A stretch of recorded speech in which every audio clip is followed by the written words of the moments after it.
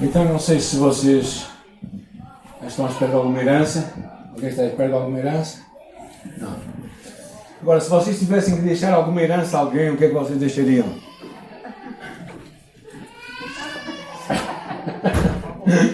Alguns vão dizer, não tenho nada para deixar. Nós temos muito para deixar. Muito para deixar mesmo. É sobre isso que hoje vamos falar. É a maior herança que nós recebemos. E eu acho que é uma... Quando nós pensamos nestes últimos tempos de Jesus, estamos a falar um pouco acerca de depois da ressurreição, o que é que realmente Ele propôs deixar a todos nós. Eu estava a pensar nesta direção e achei muito interessante o texto que hoje vamos ler. Vamos orar ao Senhor para Ele falar connosco nesta manhã, está bem? Eu vou pedir ao Jorge Cruz, por favor, para orar por este tempo.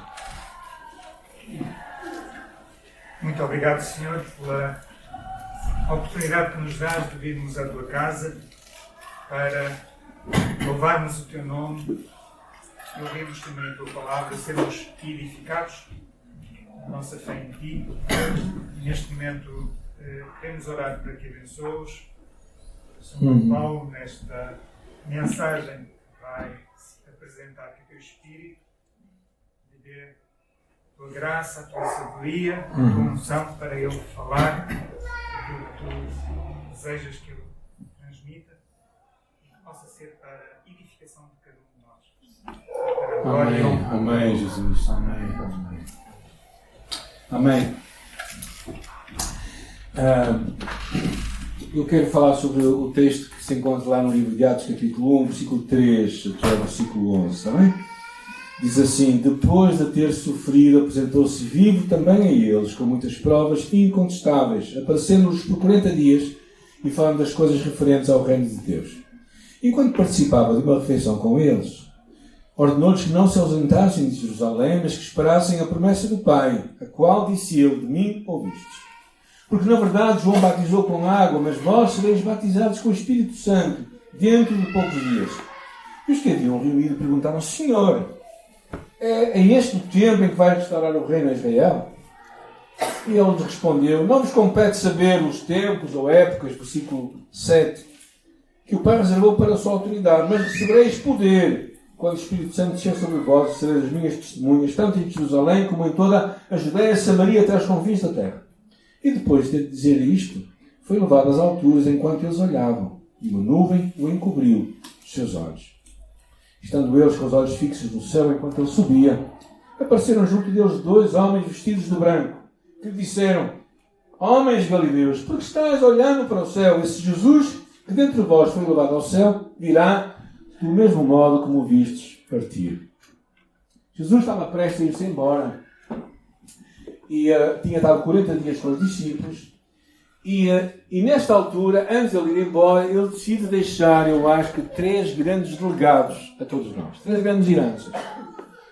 Que vemos aqui nesta passagem, na minha leitura. A primeira delas é esta ideia de família, da igreja que Jesus estava ali a começar. A igreja tinha sido profetizada por Jesus durante o seu ministério. Ele também disse a Pedro: tu és Pedro, e sobre esta pedra edificarei a minha igreja. Falando do futuro. A igreja era este lugar onde também ele depois diz assim: tu darei as chaves do reino dos céus, e tudo o que ligares na terra será ligado no céu, o que desligares na terra será desligado nos céus. Que poder é este? Para ligar e desligar, para abrir e para fechar. É a capacidade que nós como igreja temos de entregar a mensagem ou não entregá-la às pessoas. Mas a ideia-chave é que Cristo ia edificar a igreja. Ia começar a igreja. E aqui era esta a promessa que estava no seu coração, desde o princípio. E a igreja, por isso, tem este poder. Este poder para entregar a mensagem ou para reter a mensagem. E ao mesmo tempo grande responsabilidade. Não é? Mas ao mesmo tempo também, quando lemos o livro de... Eu não vou falar muito sobre este tema, mas o livro de Efésios e as cartas de Paulo, percebemos também que a igreja, de alguma forma, tem um poder sobre fortalezas, sobre uma realidade espiritual que nós não vemos com os nossos olhos. Aqui fala: as armas da nossa milícia não são carnais, mas poderosas em Deus para destruir fortalezas. Lá no livro de Efésios diz: para que agora, pela igreja, a multiforme sabedoria de Deus seja conhecida dos principados e potestades. O que são principados e potestades? Tem a ver com poderes espirituais. Poderes que, não estando aqui visíveis, são realidades que acontecem no mundo espiritual. E a Igreja é que tem a responsabilidade de tornar conhecida a sabedoria de Deus. Não sei se algum de vocês tem tido várias oportunidades, não é que eu gosto muito, oportunidades diante de pessoas endemoniadas, pessoas possessas, não é? A oportunidade de trazer a libertação que Cristo traz para todas as pessoas. Não é? Que não vem por nós sermos especiais, vem pelo poder do Evangelho e pelo poder da cruz. E é esse poder que a Igreja tem. Agora, quando vocês pensam na Igreja, pensem como é que a Igreja estava a ser preparada. Vamos pensar nas pessoas daquela altura. Primeiro, pensem na traição de Judas. Um dos 12, era só 12, e um deles traiu Jesus. Os outros abandonaram na hora H. Mas pensando um pouco mais, quando Jesus diz que ele vai morrer, o que é que a mãe de João e Tiago diz? O que é que ela procurou fazer? Meter uma cunha, como se diz em bom português, não é? Meter uma cunha para que os filhos fossem privilegiados lá do outro lado. Como se isso não bastasse, quando Jesus anunciou que ele ia morrer, começou a haver uma discussão entre eles, qual deles era o mais importante. Estão a ver que tipo de igreja estava ali a ser fabricada, não é? Claro, você imagina, não é?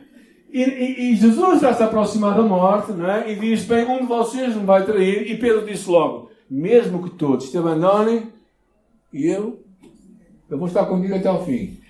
Jesus disse, olha, ainda hoje, quando o galo cantar, tu me vai ligar 3, não é uma vez, é 3 vezes. Só uma vez até lá que não vá, mas 3 vezes. Isso é mesmo intencional. Então, esse era o tipo de igreja que estava a ser ali preparada. Incrível, não é? No final, quando Jesus é preso, o que aconteceu com eles? Todos o abandonaram. Na verdade, depois um deles pensou melhor, João, e vai com a mãe de Jesus junto ao corpo de Jesus na cruz. Então vocês estão a imaginar que tipo de igreja estava ali a ser fabricada, certo? Por isso não se sintam muito estranhos. Nós somos mais ou menos a mesma massa. Mas esta foi o maior legado. Porquê? Porque quando nós começamos a ler, é interessante, algumas expressões desta passagem. Comendo com Jesus. Os discípulos sentaram-se à mesa com Jesus. Depois fala, entre os que estavam reunidos, perguntaram, eles reuniram-se, estavam reunidos. Quando chegaram, subiram a um aposento, versículo 13. O versículo 14 diz que eles perseveravam unânimes. Eles estavam juntos, unânimes. E também no capítulo 2, versículo 1, fala que eles estavam reunidos no mesmo lugar. Igreja é aquele lugar onde toda a gente percebe a importância de todos. Porque aqui há um conceito muito significativo, que é, eu não sou igreja, tu não és igreja, nós somos igreja. Nas catacumbas de Roma, onde os primeiros cristãos se refugiaram para preservar a sua vida, muitos deles morreram e foram lá enterrados. Naquela altura era muito importante que as pessoas fossem designadas pelo seu estado social, eram pessoas ricas, influentes ou pessoas pobres.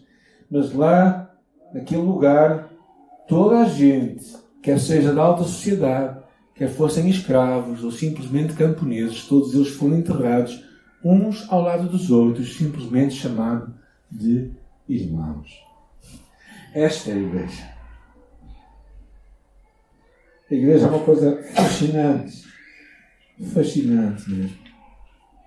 É estranho que muita gente hoje pensa que se pode afastar da comunhão da igreja e mesmo assim ser igreja.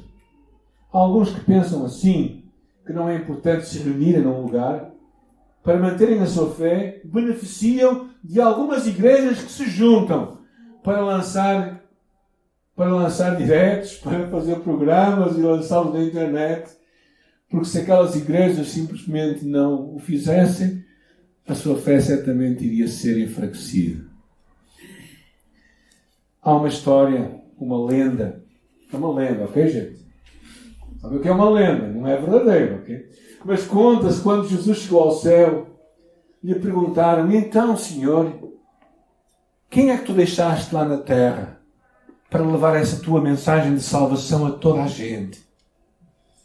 E Jesus, olhando para aquele anjo, lhe disse: eu deixei um punhado de homens e de mulheres lá na terra.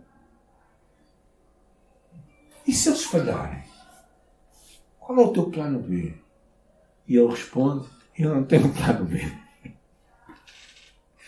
De certa maneira, nós sabemos que é verdade. Jesus nos deixou a grande comissão para sermos nós aqueles que vão levar esta mensagem até aos confins da terra. E Deus espera de ti e de mim. Eu nunca gosto de dizer que Deus depende, porque Deus não depende de nenhum de nós. Deus é soberano.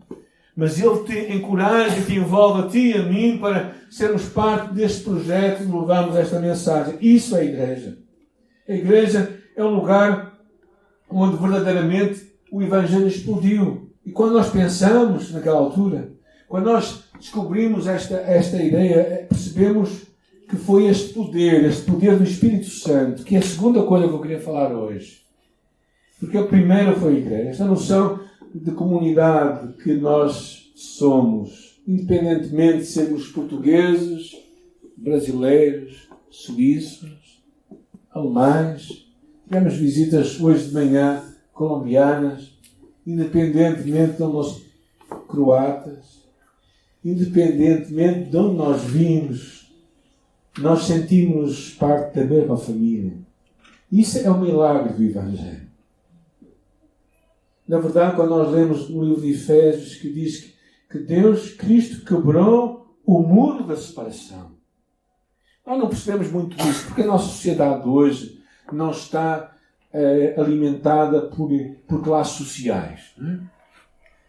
Se falássemos, não é falar de doutor médico, mas falássemos de doutores, não é? Portugal já foi um país de doutores, não é?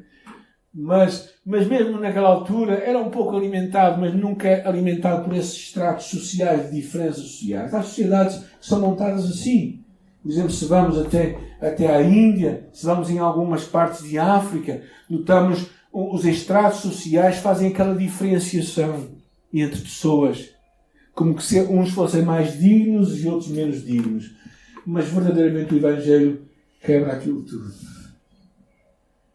E à luz de Jesus, todos nós somos um só povo, uma só família. Esta é uma das maiores heranças que Jesus nos deixou. Uma família. A segunda coisa que eu queria ver que Jesus nos deixou é esta promessa. Não é? Ele diz a promessa do Espírito Santo. Quando Jesus começou o seu ministério, João Batista disse assim: é verdade, eu vos batizo com água, mas depois, para o arrependimento. Mas aquele que vem após mim é mais poderoso do que eu. Cujos alparcas eu não sou digno de levar, e ele vos batizará com o Espírito Santo. Logo no princípio do ministério de Jesus, esta promessa que ele nos iria batizar com o Espírito Santo. Aquilo seria muito estranho para os discípulos, gente. Primeiro, porque o batismo tem a ver com este mergulhar. A ideia de batizar é mergulhar. Então, como é que o Espírito Santo ia mergulhar em nós?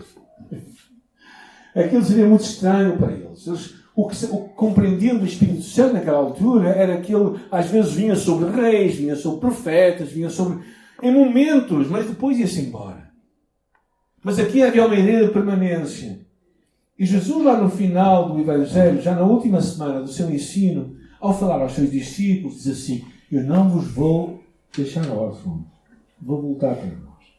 E depois ele explica melhor. Mais à frente diz: eu vos enviarei o Consolador, para que esteja convosco para sempre.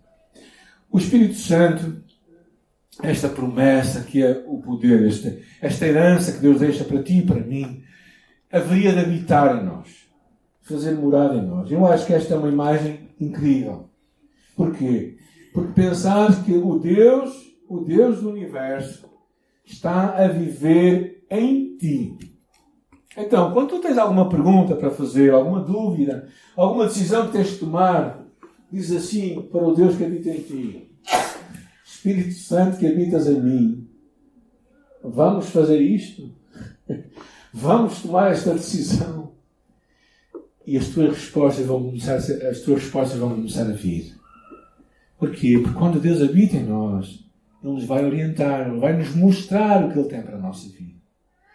Este poder do Espírito Santo também é muito interessante, que é uma ideia de que Ele é este poder que vem sobre nós. John Wycliffe foi um dos primeiros tradutores da Bíblia, neste caso para a língua inglesa. Ele traduziu a palavra Consolador como fortis. Vinha do latim, que era fortis, que significa o valente.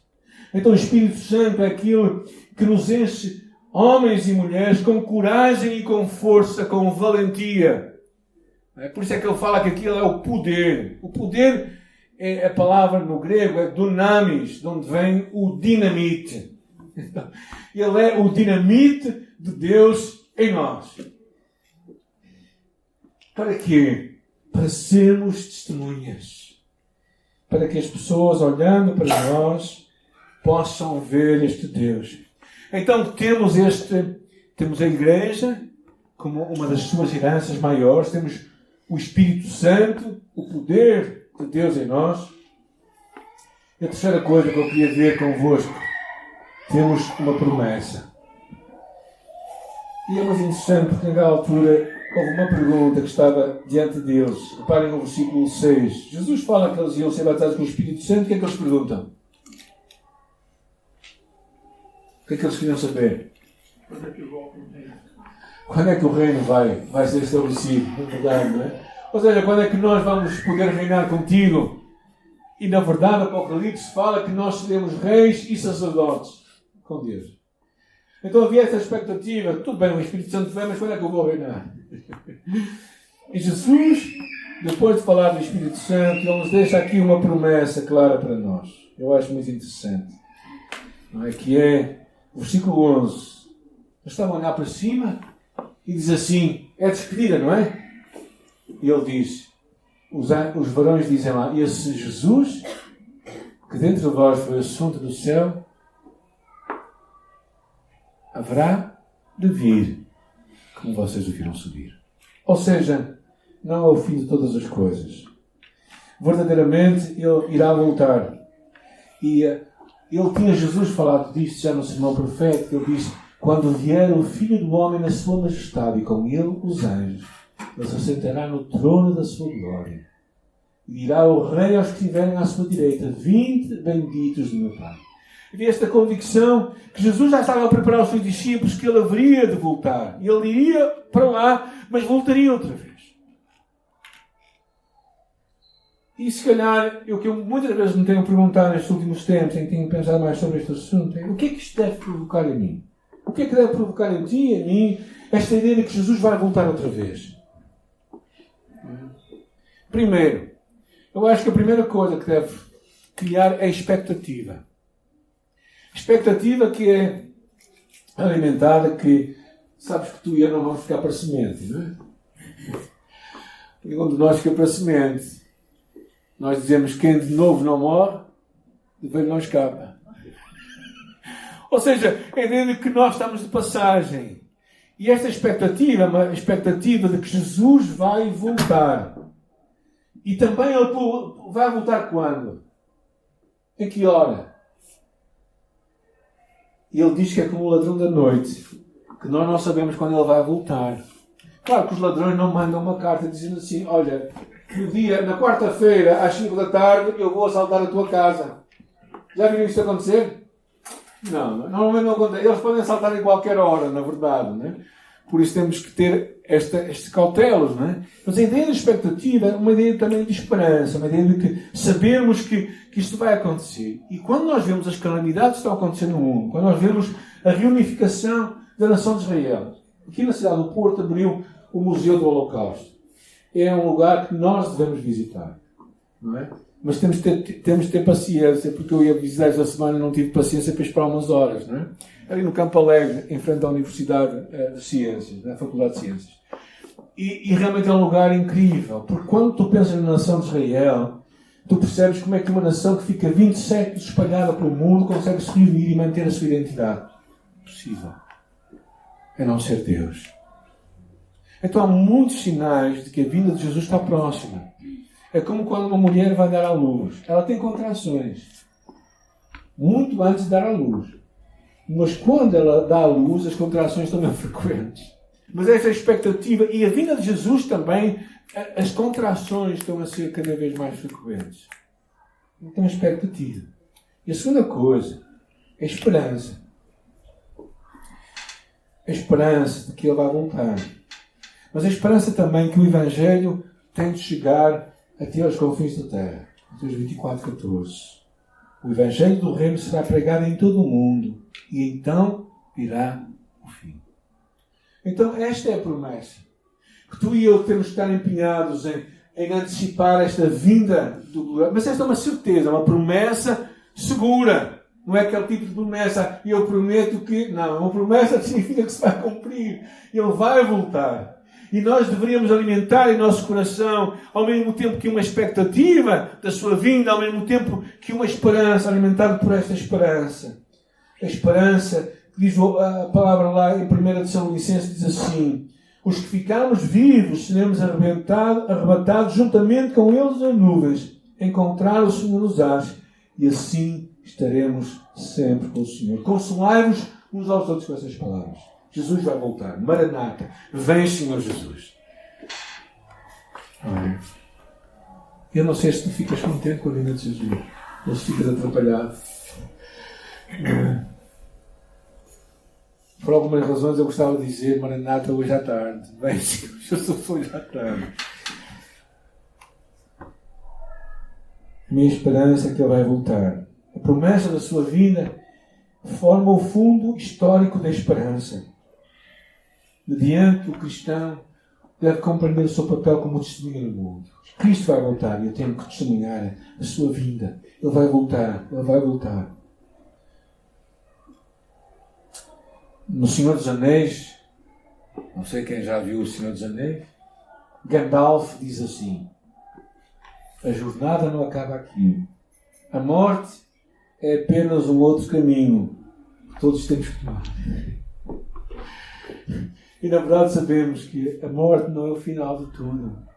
É o princípio de muita coisa. E nós aguardamos a sua segunda vinda. Por isso Jesus estava aqui a chegar a 10 dias antes da vinda do Pentecostes, do Espírito Santo. Jesus estava aqui a chegar ao dia em que Ele estava a ser ascendido ao céu. Não é? E quando pensamos neste momento, quando Jesus estava ao céu, como Ele tinha predito, não foi o fim de tudo. Não foi o fim de tudo. Foi o começo. O começo de várias coisas que eu queria deixar para ti e para mim nesta manhã. O começo da vinda do Espírito Santo sobre nós, para viver em nós. O começo da igreja, da família de Deus que Ele tinha profetizado. A família de Deus que junta gente de todas as raças, tribos e povos e condições sociais e educacionais. A igreja que é um mistério.